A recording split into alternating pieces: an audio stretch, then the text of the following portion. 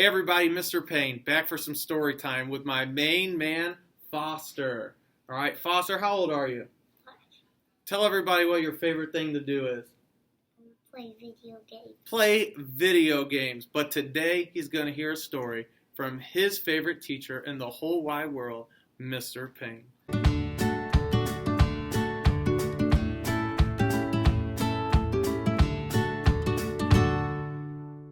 Now, Foster, I'm going to tell you a story about a little girl that was given a red cloak that had a hood on it, okay? And she used to live in this small little town with her mom. And her grandmother lived out in the woods under an old oak tree.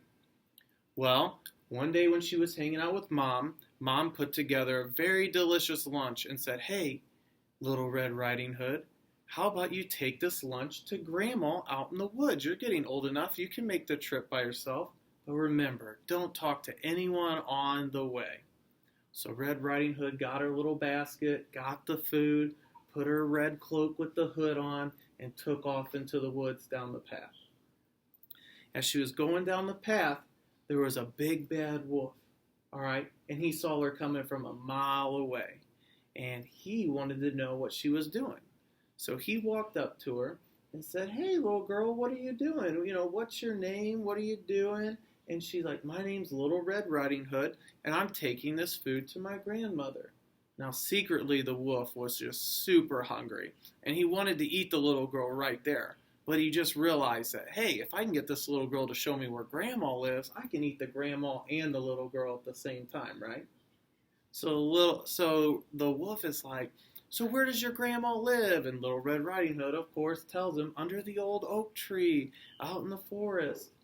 So the big bad wolf decided, well, I'm going to get her distracted so I can beat her to Grandma's house, eat Grandma, and then eat Little Red Riding Hood. So he goes, "What?" He saw some flowers in a field. So he goes, "Little Red Riding Hood, don't you think we should pick some flowers for your grandma?"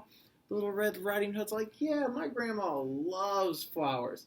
So she goes off the trail a little bit and just starts picking flowers after flowers. She got a big old bouquet for her grandma. Do you know what a bouquet is? It's like when you put a bunch of flowers together.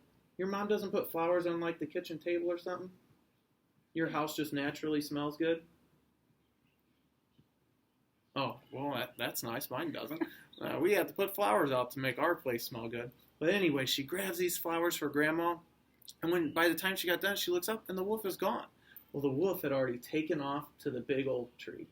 And when he knocked on the tree, Grandma inside is like, "Who is it?" And he's like, "Little Red Riding Hood." So she's like, "Come on in." And when he opened the door, he ate her up. Well, then he started to put on her nightgown and all this stuff, get disguised, and he got in bed and pretended like he was Grandma. So when Little Red Riding Hood came and knocked, he pretended like he was Grandma. He's like, "Who is it?" "It's Little Red Riding Hood, Grandma. I have some food, some lunch for you." "Come on in, my dear." So she goes inside, and when she sees Grandma, she looks different. She's like, "Grandma, what big ears you have."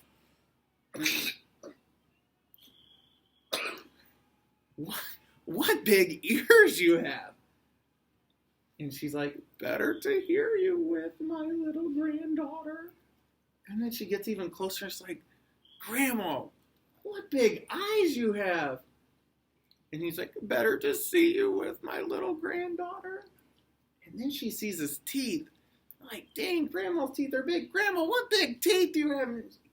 Guess what she said? Or he said. It's like, "Better to eat you with, my little granddaughter." He ate her up. Well, he had Grandma and Little Red Riding Hood, so he was tired. So he took a nap, and he was snoring and snoring. And there's this hunter that was walking through the woods, and he heard all the snoring. Now, he knew Grandma lived there, and he knew Grandma was not a snorer, okay? She did not have one of those machines that look like an elephant. Do you know what that's called? I think it's like a sleep apnea mask or something. Yeah, she didn't have one of those, but clearly the wolf needed one. So he crept up on the house to see what was going on because he knew Grandma didn't make that much noise. And when he looked in the window, he saw the big old bad wolf in bed with a big old belly, and he knew exactly what happened. So he went inside while the wolf was sleeping, and he cut the stomach open, and out popped Grandma and Little Red Riding Hood, like, oh, thank you for saving us. He tricked us. And so the three of them decided, you know what? Let's make a plan so that this big bad wolf never does this again. So they go down to the lake and they get a bunch of rocks and they put him in his stomach and then they sew him up. Then they went and hid. So when the big bad wolf woke up, he felt full because of the rocks, but he was also thirsty. So when he went down to the lake to get a drink, he never came up again. And Little Red Riding Hood and Grandma thanked the hunter for saving their lives. What do you think about that story? You like big bad wolves? Wolves? Yeah. No. Would you put rocks in their stomach, or what would you do to make them stop? Kick him in the face. You would kick him in the face and those big old teeth. Now, everybody, that would be a cool ending to Little Red Riding Hood. A big old roundhouse to the face. Now, that's Mr. Payne, my main man Foster, and we're out of here. If you like that story, you should go to your local library and check out Little Red Riding Hood. Until then, see you guys.